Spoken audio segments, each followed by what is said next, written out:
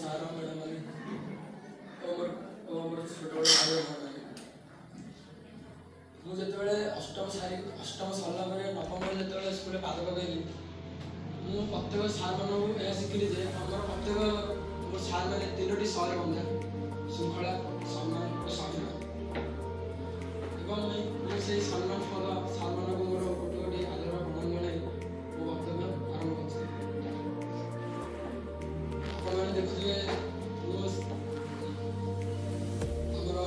ମୁଖ୍ୟମନ୍ତ୍ରୀ ଶ୍ରୀଯୁକ୍ତ ମଞ୍ଜୁର ମାଝୀଙ୍କର ପୁରସ୍କାର ପାଇଛି। ସେହି ପୁରସ୍କାରର ପଛରେ ଗୋଟେ କାହାଣୀ ଥିଲା। ମୁଁ ଯେତେବେଳେ ସେଠି ଯାଇଥିଲି ଆମ ଓଡ଼ିଶାର ଟପ୍ 5 ସାହିତ୍ୟ ର୍ୟାଙ୍କରୁ ବଛା ହେଇଥିଲା। ଟପ୍ 5 ଭିତରେ ଏମ୍ବି ନୋଡାଲ ହାଇସ୍କୁଲ ପ୍ରଥମ ଥିଲା।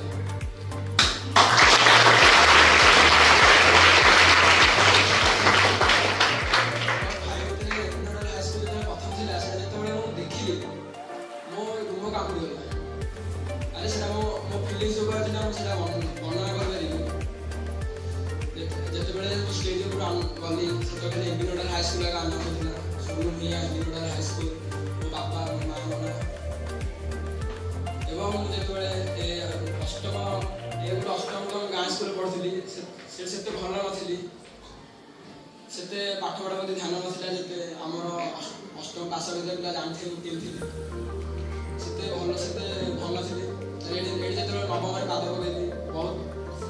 आदर सार मैडम पाइली स्पेशल करी ज्योति सर सब सर अभिनय सर संस्कृत सर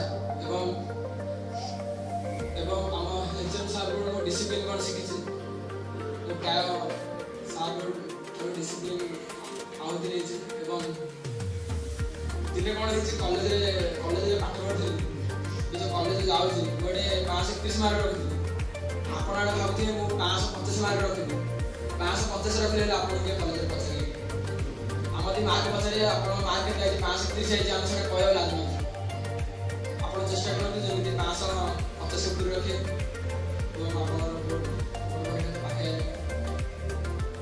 साहित्य सब्जेक्ट अनिष्पद रखी सार तो कहते मो सीट था पछपटे सीट बहुत सार जो पढ़ाती आप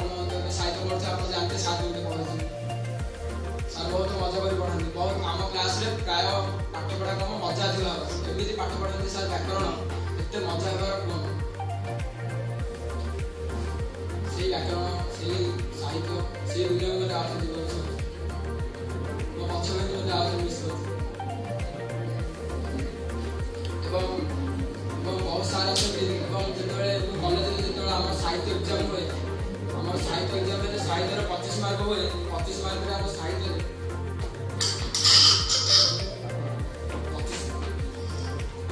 जो आम कॉलेज 21 2 3 25 मार्क होते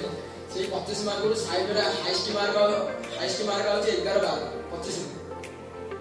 11 12 भल से गोटे नॉन क्वेश्चन 5 मार्क 7 पेज लिखा पड़ो कॉलेज जोटा कि आम द्वारा टे कारण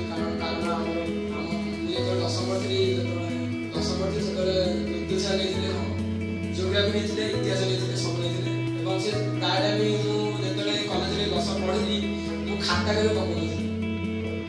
जो होमवर्क दिखाई से खाता के पकड़ लेखा लिखी स्पीड हाँ ना साहित्य जोटा कि मैं कॉलेज रिग्रेट अच्छी कॉलेज लिखुची जो साहित्य स्पीड हो रिग्रेट से बहुत पड़े प्राय मोर सार थे सब सजेसन देते खाता पका खाता पका से रिग्रेट हो संस्कृत सर बहुत साहित्य भल पढ़ाती बहुत स्पष्ट जो डाउट स्पष्ट सर जो आम जियोग्राफी इतिहास पढ़ाती आम पूरा क्लोज जाती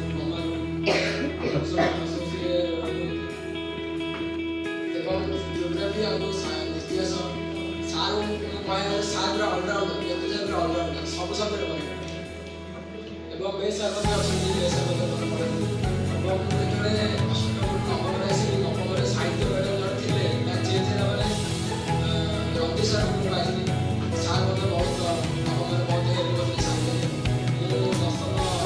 लास्ट बोर्ड एग्जाम था 2 मास रवि सर पचारि ଗୋଟେ ସୁନ୍ଦର ଆମେ କମ୍ପିଟିସନ୍ କରୁଥିଲେ ସାର୍ ସବୁ ଦେଖିବା ଯେତେବେଳେ କରିଥିଲି